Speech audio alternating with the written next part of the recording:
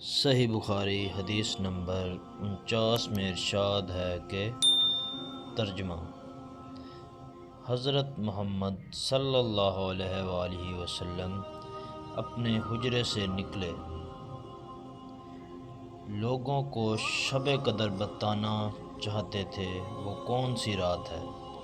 اتنے میں دو مسلمان آپس میں لڑ پڑے۔